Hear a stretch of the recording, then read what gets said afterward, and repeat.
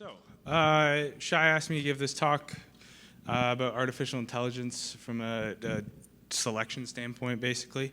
So what I'm going to go through today is a couple points here. So just what is artificial intelligence?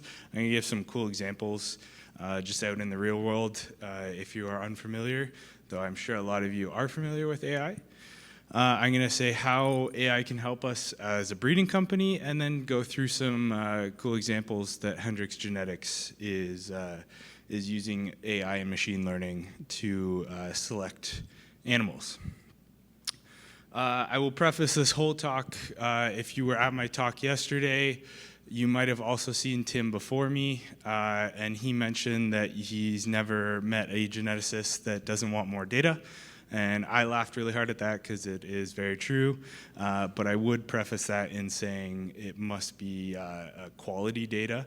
And I'll show a couple examples of AI that may not have worked very well, probably because the quality of data that went into it. So if you didn't see my talk yesterday, this is a little bit about myself. I always like to show a picture of my dog. He's cute and calms everyone down before I talk. But I was born and raised in Ontario, Canada. Didn't go very far in terms of schooling, so stayed in Ontario at the University of Guelph to complete my PhD under Dr. Christine Bays. And Shai was also on my committee as I was investigating the meat quality of turkeys. So, what is artificial intelligence? I thought it would be funny if you want to know what a geneticist does, you go ask a geneticist. So if you want to know what AI is, go ask AI. So here's what AI says is AI. AI is a field of computer science focused on creating systems or machines that can perform tasks typically requiring human intelligence. These tasks include learning, reasoning, problem solving, perception, understanding natural language, and more. So that is ChatGPT saying what AI is. And then I'm just going to go through some examples. So all these things up here, again, more pictures of my dog, and it is relevant this time. So facial recognition. That picture at the bottom there of all pictures of my dog was actually created through Google Photos. So whenever I take a picture of my dog, it automatically makes this folder for me to go through when I'm sad and make me happier. As well as all the things at the top there. So any sort of recognition, movement through cameras at your home. So anything smart home related, AI, voice, Siri, Alexa, Google Assistant. I was gonna make a joke and say the hey Siri and set everyone's phones off, but I won't do that. And then, yeah, one more thing there, chatbots. So again, I just used AI to tell what AI is. So that's a cool example there. Companies, big companies are using AI a lot now. So inventory management, good example there of Walmart.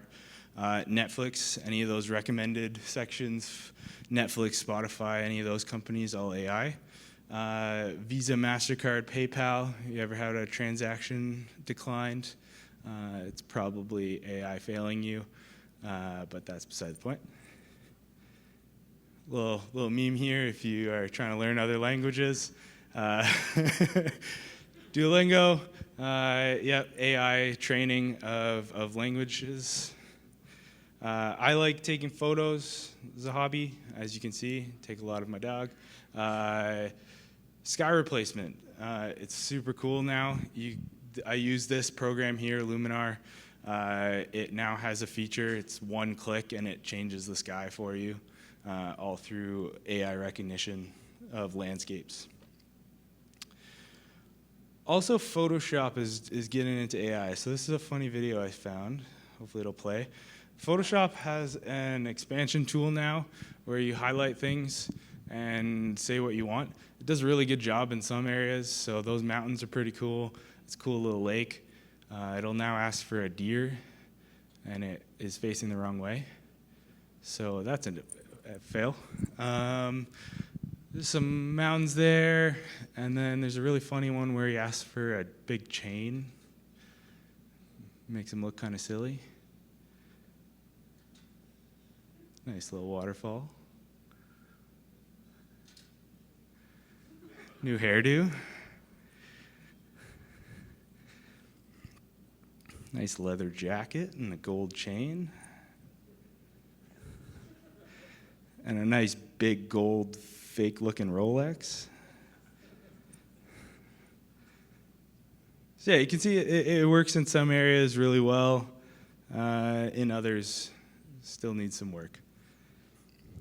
If you've never seen this is actually a really cool program. So you can write down that URL there. And what this is sketch recognition. So this has been trained by over, it says, 50 million drawings. So I did this quickly, a couple minutes as I was making this presentation. So it asked me to draw a hot dog, an angel, pliers, French fries, a hat, and a van. It got them all right. And then it actually goes through a pretty cool demonstration there of how it actually detects it. So I picked the angel one there. Those are the top 3 things that it thought my angel was.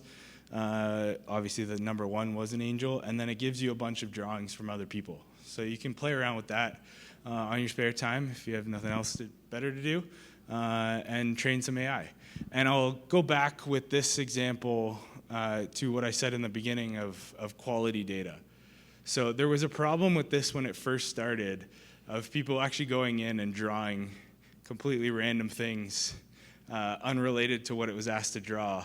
And then that's bad data for the AI to be trained on. So they were actually having troubles. But now with 50 million data points, it's a pretty quick little game that you can play. Some other cool examples of AI that have been brought up to me, adaptive traffic. So looking at video and traffic sensors to adapt traffic lights to better improve flow through cities. And what that also can accomplish is reducing emissions from cars, because you don't have as much of cars just sitting there in place. They're actually moving. And one of the 3 big examples here are Singapore with traffic management and infrastructure, Barcelona with a cool parking app that uses AI to tell you where parking spots are, and Washington, D.C., which used a bunch of videos to actually do the traffic lights and improve emissions. One of the biggest probably uses of AI that everyone knows are Teslas and their self-driving. Not only Teslas, but that's probably the first one that tried to do it. You can see a cool picture up there with the Tesla recognizing all the stuff. Again, show a little funny video here of a guy parked outside a cemetery and the Tesla's detecting humans. So yeah, AI is great sometimes. So how can AI help breeding companies? So I obviously work for a breeding company, Hendrix Genetics. And how can AI help us? I got a couple points here. You have a lot of things to do with farm management and making sure your animals are healthy and living their best life. You also have the whole data side. So data cleaning, manipulation, forecasting, predicting values to use for selections. I have another point there, activity monitoring for different use cases, and again, a lot of it is just increasing your amount of data. So with all those examples, go through a couple examples here of Hendrix Genetics AI projects, AI and machine learning I have here. So a couple of these are not poultry related, but I think are pretty cool and have a potential use in adaptation into the poultry world. First one here, 3D printed housings to hold cameras. So these cameras up in the top corner there are placed over sow farrowing nests, or however you say it, pens, and it's for piglet detection. So You see the AI has helped us determine piglets, and it was a fairly easy model to set up. You just had to highlight piglets, and I don't remember the exact number of images they did, but I don't think it was as many as you'd probably expect. And it does a very good job at piglet detection. And what you can do with this is now, without having somebody there to monitor it constantly, you get the times at which piglets were laid. And what you can do with this is determine which sows have big breaks between piglets being laid, how long it takes them, the number of piglets, all this data you can gather. And you can look at these curves too. If you want a sow that lays piglets like this, you would select that light purple line there. If you want a sow that kind of takes her time to lay piglets, you can select this bottom one, and you have now the data for this selection purpose. So that was an example of sows, and we can use that same kind of concept of the cameras in those housings in turkeys as well. So we put some cameras over a turkey pen, and we can do a whole lot with this data here. So you see them walking around, maybe get some gait scores out of them. I know we're looking at aggression, so detecting aggressive behavior between birds from a video camera standpoint. Another idea we had was taking that area that you see, all the different colors, and seeing if we can correlate that to body weight and get passive body weights on these birds from a camera. So lots of ideas from those cameras as well. Another turkey example here. So accelerometers are very handy. What you can see here is this turkey. I think it has one on its neck as well, but both of its legs have accelerometers strapped to them. And as we do this walking test, we can get kind of their gait, see how each leg is moving. It depends on how many data points you can get from the specific accelerometer you're using. You can see how far apart the legs are. Tons of data that's coming out of these devices here. Again, with accelerometers, this is for our laying division. So laying hens here, looking at mating. So these roosters have accelerometers attached to them. You can see a mating happening right there. And then up in the top left corner, the actual reading from the accelerometer. And what you get out of this data is you can put it through a vision system and detect true versus kind of false matings from those accelerometer readings. And again, just a kind of passive data collection. I think a lot of our projects at Hendrix right now are trying to develop these methods using machine learning, AI, other just kind of engineering feats to get passive data, because a lot of labor issues going on right now. Labor is expensive, labor is hard to find. I would much rather work at a Starbucks making coffee than in a barn in August fighting for my life with turkeys. So yeah, and I think a lot of people would probably agree if you've been in a turkey barn. Again, with the matings going a little bit further, you can then, just like with the sows, you can have these roosters and figure out how many matings they have.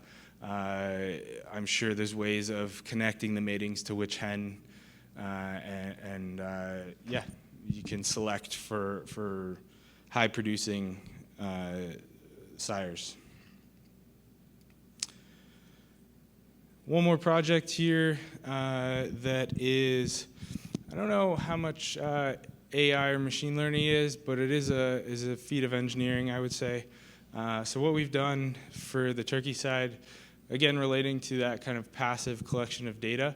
So if you've never seen it, this is a lay barn for turkeys.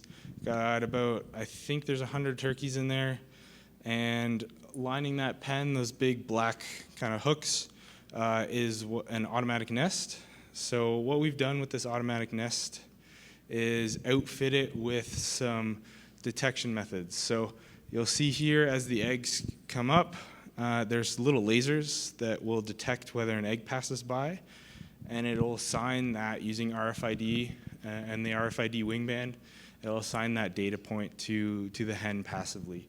So if you're unfamiliar with egg collection in turkeys, it is very hands-on. There's someone in there every hour, 12 hours a day, picking eggs and pushing turkeys out of the nest that don't really want to be out of the nest. So this passive method is very helpful. And there was the crew there that developed the system. And then if you were at my talk yesterday, it was about CT. I would say this is the kind of more machine learning side here. So there's a CT of a turkey. Bone densities and muscle densities are all colored differently. Lots of things you can do with CT. I've written down a handful that pops into my head with this data. And it's just a matter of kind of figuring out how to collect that data from the images.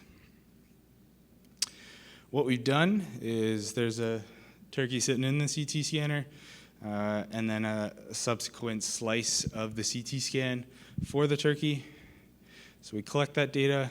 I went through and painstakingly clicked away, many clicks. My wrist hurt after, but I've annotated the breast meat of those slices.